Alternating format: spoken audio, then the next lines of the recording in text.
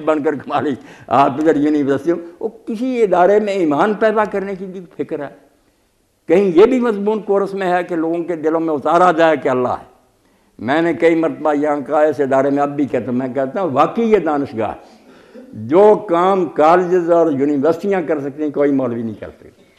آپ class room میں جائیں، اگر پروفیسر کا ذہن ٹھیک ہے، وہ خدا پر ایمان رکھتا، وہ آپ کے اپنے مضمون میں سے آپ کو خدا دکھائے گا۔ یارہ پتہ آپ کے سامنے خوردبین کے سامنے پڑا، جہان نہیں آباد نظر آتا، اس میں خدا کی معرفت کے دفتر نہیں نظر آتے کہ پتے میں کتنی سانس لے رہا ہے، سبز رنگ اس کا کیوں بنایا جاتا ہے، ایسا کیوں ہوتا ہے، زمین جو ہے اس کو اتنے فاصلے پر سورج سے کیوں رکھا گیا، اس کا مدار بیضوی کیوں ہے، سیدھے گول کیوں نہیں سارا۔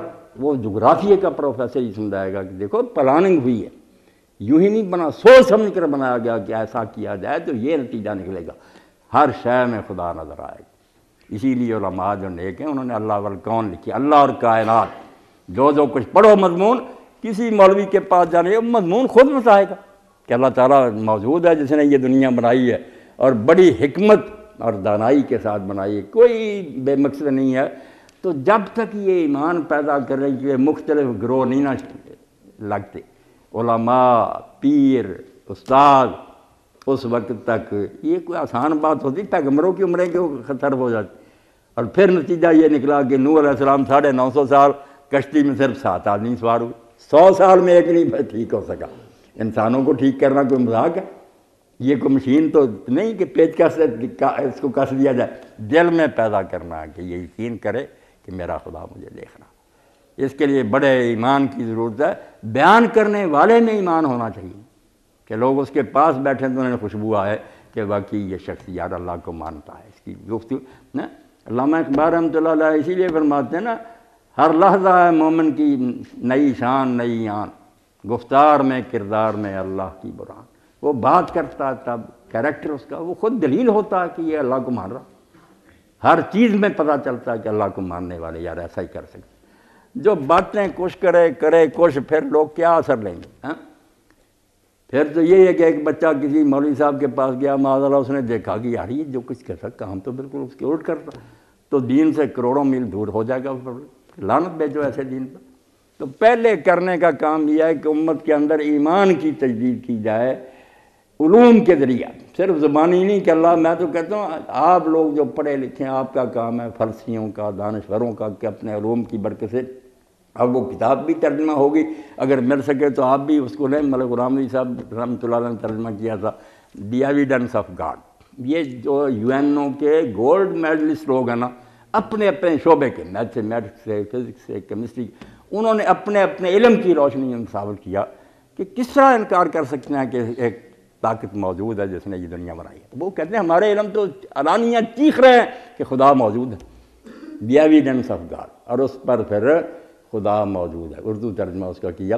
وہ پاگل نہیں کہ کوئی مسجد کا کوئی ملا ہے جن کو گولڈ میڈل دیے نا UN نے، وہ ہے ماہرین ہیں شعبہ کے، وہ کہتے ہیں جو خدا پر ایمان نہیں رکھتا اس کا دماغ درست ہے۔ ایسی کتابیں ایسے اردو میں بھی 2 قرآن، ایک کتاب ڈاکٹر غلام جیلانی برق صاحب نے لکھی، وہ بھی مل جائے تو ٹھیک ہے، تھوڑی بہت اس میں خامیاں بھی ہیں کچھ، مگر اس کا جو اصل رہنا مضمون ٹھیک ہے کہ قرآن 2 ہے، ایک وہ ہے جو کتاب کی شکل میں ہے، ایک قرآن یہ میں آپ اور سارا جہان جو نرد گل، یہ بھی قرآن ہے۔ اسی کو بھی قرآن آیات کہتا ہے، جہاں ذکر ہوتا ہے کہ آسمان اور زمین میں، بادلوں میں، دن رات کی آمد میں، 4 آیات، آیتیں ہیں، وہ قرآن کی آیتیں ہیں، یہ پھیلی ہوئی آیتیں ہیں، نشانیاں، ان کو آپ پڑھیں گے غور سے بالکل اللہ ملتا چلا جائے گا۔ وعلیکم السلام ورحمۃ۔ جو ہیں تو اس سے مختلف لیکن رکھنا چاہوں۔ پہلا میرا سوال ہے مولانا صاحب، مدعا کیا ہے اور کیا یہ شرعی طور پر جائز ہے یا ناجائز ہے؟ اور دوسرا سوال یہ ہے تقدیر اور تدبیر میں کیا فرق ہے، اس پر تھوڑی سی روشنی ڈالیں۔ اور تیسرا میرا سوال ہے کیا یزید بن معاویہ نے قسطنطنیہ کی جنگ میں شرکت کی تھی یا نہیں کی تھی؟ ان میں سے ایک سوال جو ہے نا وہی کام کا، باقی جو ہے نا وہ بیٹا اس مجلس کے لائق نہیں، نہ کسی کو ان کی ضرورت ہے، وہ آپ سمجھنا چاہیں بے شک ملے مجھ سے کھلے دل سے اس بارے میں بات کر لے، مدعا کی اب یہاں بیان کرنے کی کیا ضرورت ہے؟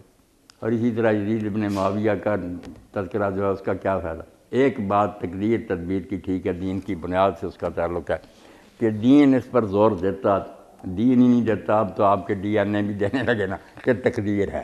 ڈی این اے جو ہے اس سے بتا دیتے ہیں کہ یہ کیا کرے گا، اور اس کے جرثومیں جو اس سے اشارہ اس کو بنا لیتے ہیں پورا زندگی کا حساب کہ یہ شخص ایسے کردار کا حامل ہوگا.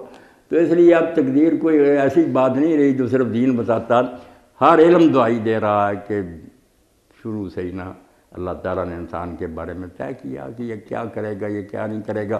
مگر وہ طے کرنا جو ہے اس میں یہ ہے کہ اپنے اختیار سے کرے گا. صرف یہ جملہ بڑھانے کی ضرورت ہے کہ انسان کی حد تک اور جنات کی حد تک بات یہ ہے کہ یہ سورج چاند ستاروں کی طرح جکڑے ہوئے نہیں کہ ان کو کرنا پڑے گا، ایسا نہیں. انسان جو ہے اس کو دونوں پہلوؤں کا اختیار حاصل ہے، اما شاکرا و اما کفورا، شکر گزار بنے یا نہ شکرا. من شاء فلیؤمن ومن شاء فلیکفر، جو چاہے مومن بنے جو چاہے کافر بنے، بالکل فری ہینڈ دی اللہ نے، راستے پر کھڑا کر دیا. دونوں میں سے جدھر جانا چاہے جا سکتا، کوئی اللہ نہیں روکتا، کوئی تقدیر رکاوٹ نہیں بنتی. مگر جو کرے گا یہ اختیار، یہ اللہ کے علم کا کمال ہے کہ وہ پیشگی جانتا. ہمیں بعد میں پتہ چلے گا کہ اس نے یہ کام کیا، وہ پہلے جانتا کہ یہ کرے گا خود، کروایا نہیں جائے گا. نہ یہ کہ کرنا پڑے گا، کرے گا. اس نامراد کی اپنی مرضی، اگر دوسرا کرنا چاہے وہ بھی کر سکتا ہے، اختیار اس کا بھی ہے. اسی لیے شیخ الاکبر فرماتے ہیں اگر کسی مجرم نے کہا کہ اللہ میں نے اس لیے کیا کہ تو یہ جانتا تھا کہ میں نے کرنا، وہ اللہ کہے گا جاننا وہی ہوتا جو کسی نے کرنا ہوتا. میں غلط جانتا، تو نے کرنا کچھ تھا، میں غلط جانتا رہتا. اگر تو نے دوسرا کرنا ہوتا تو میں وہی جانتا. اس لیے انسان اپنی مرضی سے جو جی چاہے کرے. آپ سمجھ لیں تقدیر کوئی شے نہیں، یہ اللہ کے علم کو رہنے دیں. اس پر آپ کیوں پابندی لگاتے ہیں کہ وہ جانتا کہ یہ کیا کرے گا؟ آپ کو نہیں روکے گا. آپ زبان سے گالی دینا شروع کر دیں، ذکر کرنا شروع کر، آپ کی مرضی. مگر وہ جانتا ہے کہ یہ گالی دے گا یا ذکر کرے گا. یہ علم کا کمال ہے. جیسے بعض استاد جو ہے اندازے سے کہہ دیتے ہیں کہ یہ بچہ فیل ہو جائے گا، وہ فیل کر نہیں رہے اسے، نہ کہتے ہیں کہ اس کو فیل ہونا چاہیے ضرور، وہ تو کہتے ہیں پاس ہو. مگر جب وہ نہیں پڑھتا تو اندازے سے کہہ دیتے ہیں کہ یہ فیل ہو جائے گا. اگر وہ ہو جائے اور انہوں نے کسی ڈائری پر لکھا بھی ہو تو وہ بعد میں کہا استاد صاحب نے ڈائری میں لکھ دیا تھا اس لیے میں فیل ہوا. نہیں، فیل تم اپنی نالائکی سے ہوئے ہو. استاد کے علم کا یہ کمال ہے کہ وہ پیشگی سمجھ گیا تھا. تو اللہ کا علم جو ہے اس کو تقدیر کہتے ہیں. جو کہتے ہیں لکھا ہوا، لکھے کے بارے میں نے خطبہ دیا، لکھا بدلتا رہتا، جس قلم سے خدا نے لکھا اسی سے مٹاتا رہتا. یم اللہ ما شاء یثبت. لکھا ہے کہ صدیقی صاحب 60 سال پر مر جائیں گے. صدیقی صاحب نے صدقہ کیا، دعائیں کی، ماں باپ سے نیک سلوک کیا، وہ سب قرآن و حدیث میں آتا کہ ایسا کرو گے تو عمر بڑھ جائے گی.